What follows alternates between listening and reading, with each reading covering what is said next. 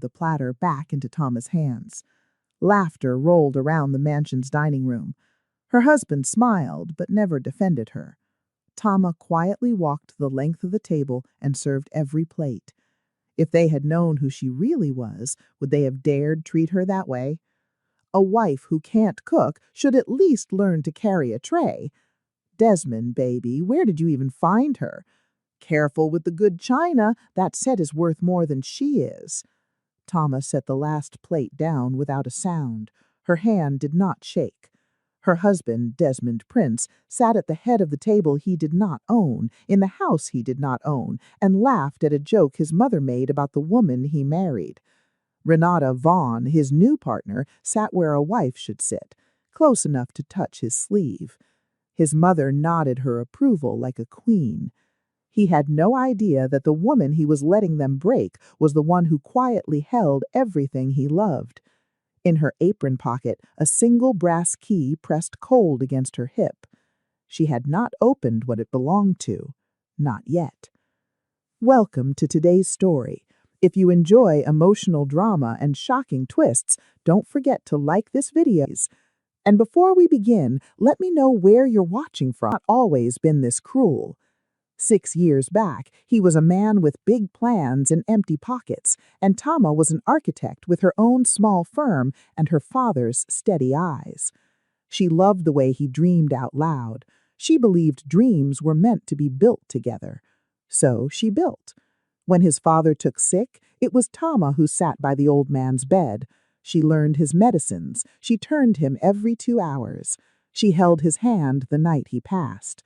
Desmond was away closing a deal. When Desmond wanted to look bigger than he was, it was Tama who drew the plans that won him his first contracts. She never asked for her name on them. She thought love did not keep score. She closed her firm. She raised their son, Micah. She let her own name go quiet so his could grow loud. And it grew. Desmond Prince became a name people said at dinners. He bought suits that cost more than her old office rent. He stopped saying thank you. Then he stopped saying much at all. His mother, Loretta, had a way of smiling while she cut you. "You're sweet, Tama," she said, patting her hand, "but sweet is not the same as substance. My son needs a partner who understands power." His sisters learned the tune. Yolanda and Cheryl spoke over her at every dinner. They sent her to the kitchen for more ice. They laughed when she brought the wrong wine. And in the background, a new name kept rising. Renata. Renata at the office late. Renata in the photo from the investors' trip, her shoulder against his. Renata's laugh on the phone when Tama walked into the room and the sudden silence after. Tama saw it all. She said nothing. She had learned that a quiet woman hears more than a loud one. On the hall table sat an envelope, thick paper, her father's handwriting on the front.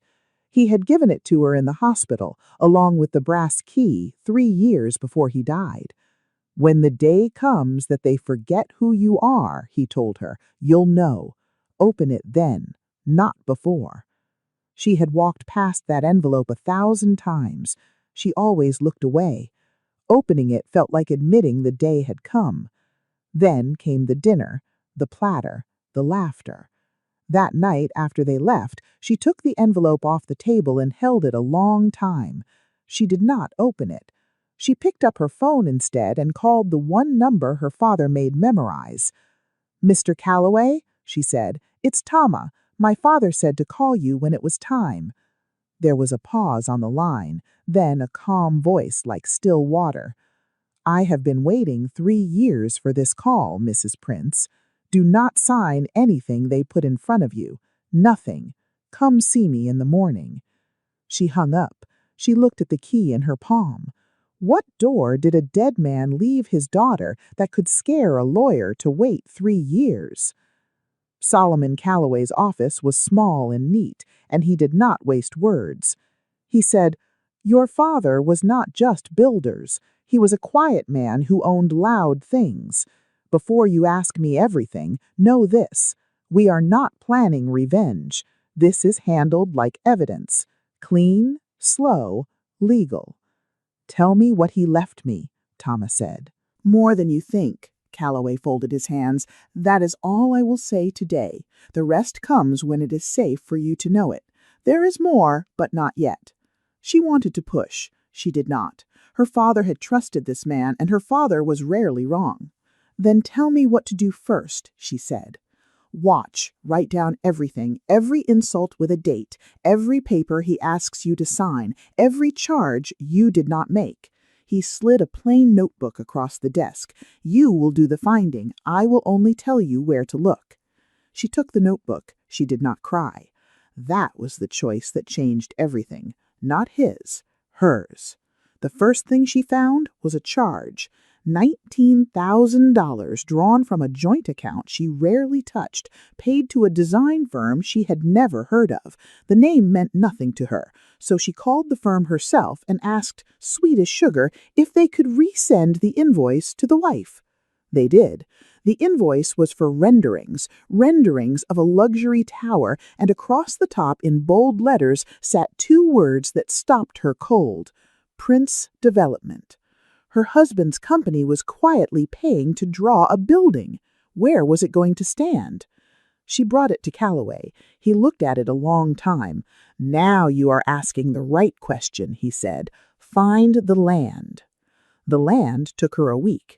She pulled every public filing she could reach. Prince Development had spent 2 years buying up a whole block downtown, lot by lot, quietly, through smaller companies so no one could see the shape of it.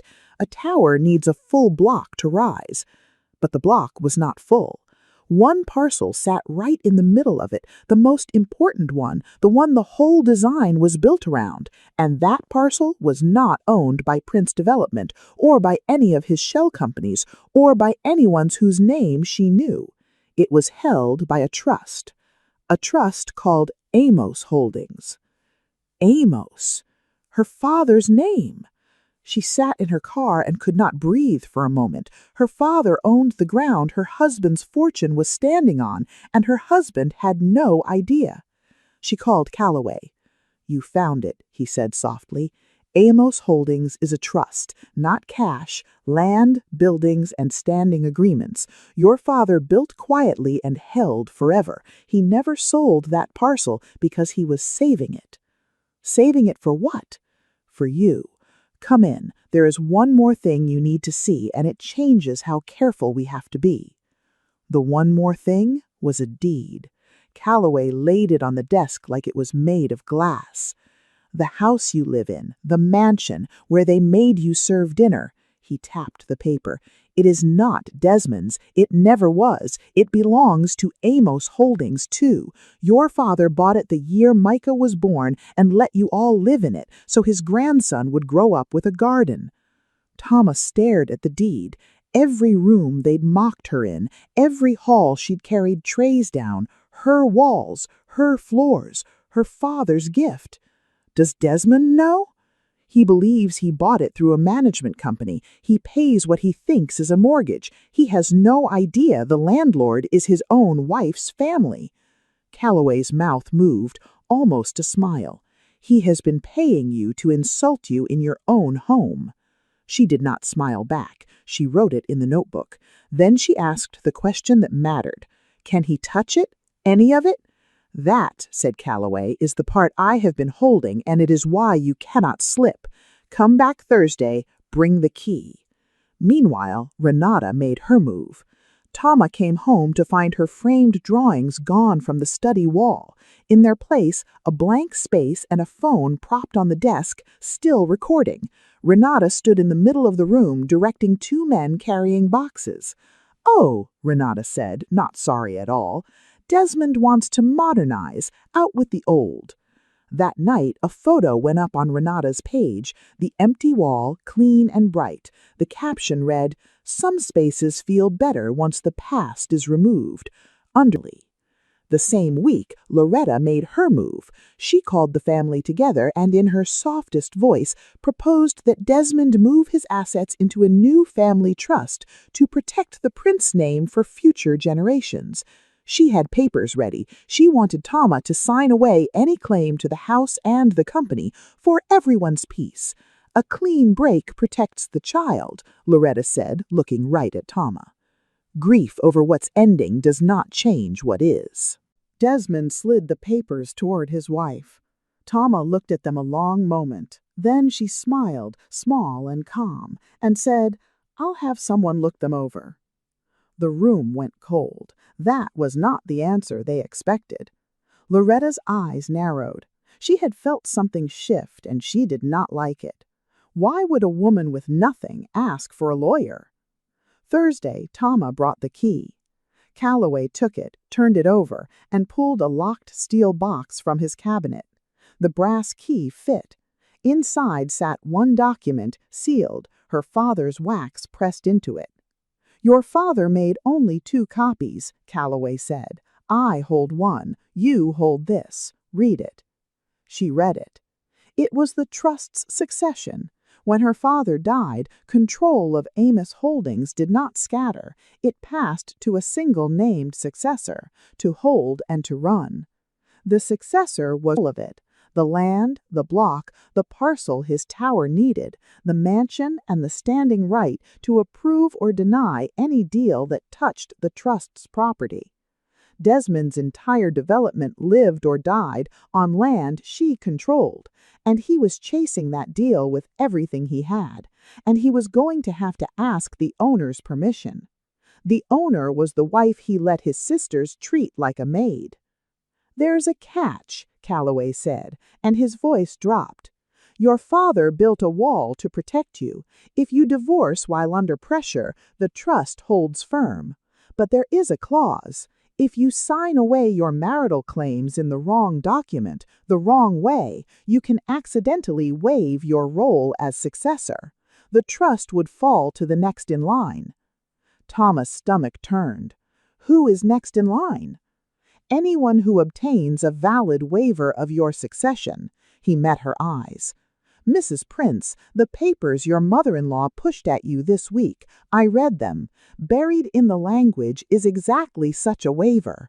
They are not trying to divorce you, they are trying to strip your father's trust and hand it to Desmond, and they do not even fully understand the machine they are pulling." The room tilted. "Someone told them where to push," Thomas said slowly. "Loretta doesn't write clauses like that."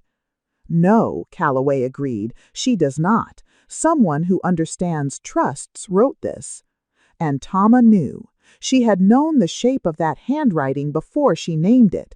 Renata. The outsider was not just after her husband. Renata had found a thread of the truth and was pulling it. She was steering Desmond, feeding Loretta the language, aiming them all at the one signature that would hand her the land her own firm wanted. Desmond thought he was the hunter, he was the bait. Tama had almost signed. One quiet afternoon, one pen, and she would have handed her father's life's work to the woman sleeping in her place. She did not sign. "What do we do?" she asked. "Nothing loud," Calloway said. "Let them believe they are winning. Let them plan their big night, and you will walk in as exactly who you are." The big night had a name. Desmond called it the groundbreaking gala. Investors, cameras, the city's money all coming to celebrate the tower that would make Prince Development untouchable. He was holding it in the mansion's own ballroom, her ballroom. For weeks, Tama played her part. She served, she stayed quiet, she let them think she was beaten. Inside, she was working. She and Calloway pulled the deal's paperwork apart, line by line, and there, in the financing file, she found the thing that turned everything. A land transfer, dated 4 months ago. It claimed that the middle parcel, her parcel, had already been sold to Prince Development. It carried a signature. Her signature. She had never signed it. She had never seen it. Her name had been forged on a document transferring her father's land to her husband's company months before this gala, so the deal would look clean to the investors. "They forged the sale," she whispered. "They didn't wait for me to sign. They copied my name." Calloway's calm cracked just slightly. This is no longer a family dispute, Mrs. Prince. Forgery of a land instrument is a crime, and the date proves it. They planned to take the parcel 4 months ago. Every insult since then was theater. They needed you small and scared so you would never look. She sat with it. The dinners, the platter, the empty wall, all of it a curtain drawn to keep her from seeing the theft behind it. She did not scream. She made copies. She had the forgery verified by an examiner. She gathered the real deed, the real succession, the invoice, the bank charge, the whole chain. She built a case her father would have been proud of, brick by brick, in her own hand.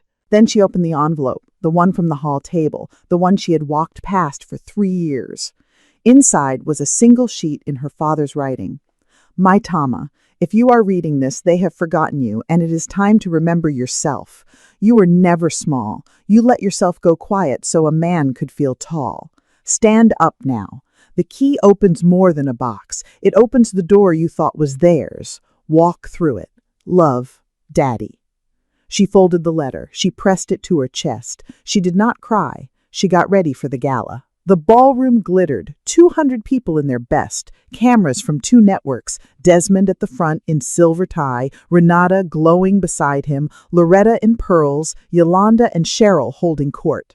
Desmond took the microphone and told the room a story about vision, about a tower that would rise on a block he had spent years securing. He thanked his partner Renata for her brilliance. He did not mention his wife.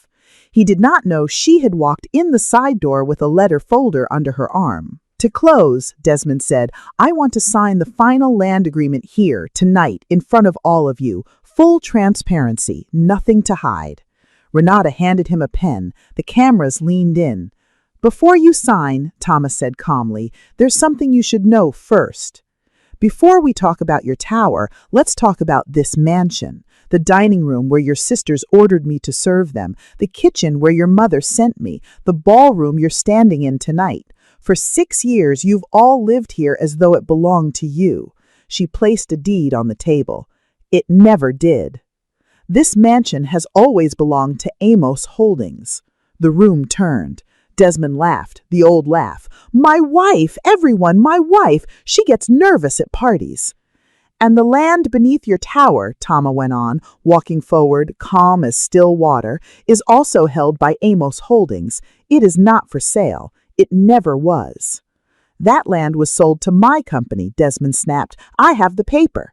You have a forgery. She set the folder on the table and opened it. This is the transfer you're relying on. It carries my signature. I never signed it. Here is the examiner's report. And here, she laid down the sealed succession, is who actually controls Amos Holdings. Calloway stepped from the crowd, quiet and precise. I am Solomon Calloway, trustee of record. I can confirm every document on this table. Desmond's face moved through 3 things at once. He grabbed the succession and read it. She watched him find her name. She watched the color leave him. The successor, the owner, the land his whole fortune stood on, his wife. You've been paying rent to my father's trust for 6 years. This house, this ballroom, the chair you're standing next to, all of it is mine. You let them send me to the kitchen in my own home. The room did not breathe. Loretta rose, sharp as a blade. This is a misunderstanding. Family matters should be handled privately. You made it public, Thomas said, the night you told a room full of people I was worth less than the china. She turned to the investors. There is no deal. The center of your block belongs to a trust that will not sell to a company built on a forged signature. I would check your money. Chairs scraped, phones came up. 2 investors were already walking out. Desmond reached for her arm. Tama, baby, we can talk about this. She looked at his hand until he let go. You could have had a partner, she said. You chose an audience. She did not raise her voice once. Her calm was the blade, and it cut cleaner than any scream. But the night was not finished. As the room churned, Renata moved for the side door, folder of her own under her arm. Calloway stepped into her path with a second envelope. Miss Vaughn, before you go, the forged transfer was drafted on a template only 3 firms in this city use. Yours is one. The examiner traced the formatting. The police will want to talk with the person who wrote it, not just the man who signed it. Renata's mask fell. She spun on Desmond. You said you'd protect me, she hissed. You said if it went wrong, your name would carry it. You wrote it? Desmond stared at her. You told me it was legal. You told me she'd sign. I told you what you wanted to hear, Renata spat, same as you told her for 6 years.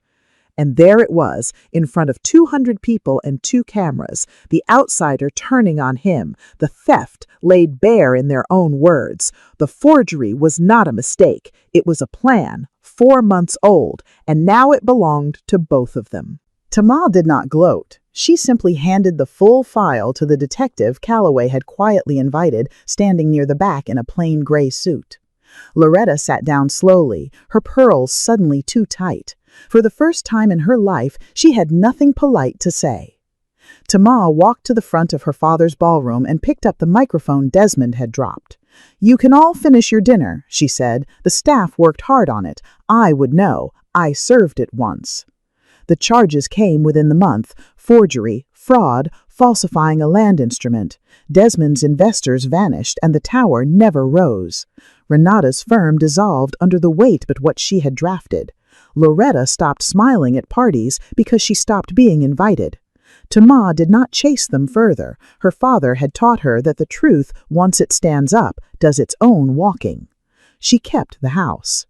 But she did not keep it the way they had. She walked its long halls one quiet morning, Micah's hand in hers, and she thought about all the women who serve dinner in homes they are made to feel they do not deserve. Women who gave up their names so someone else could feel tall. Women pushed out of houses they built. She called Calloway.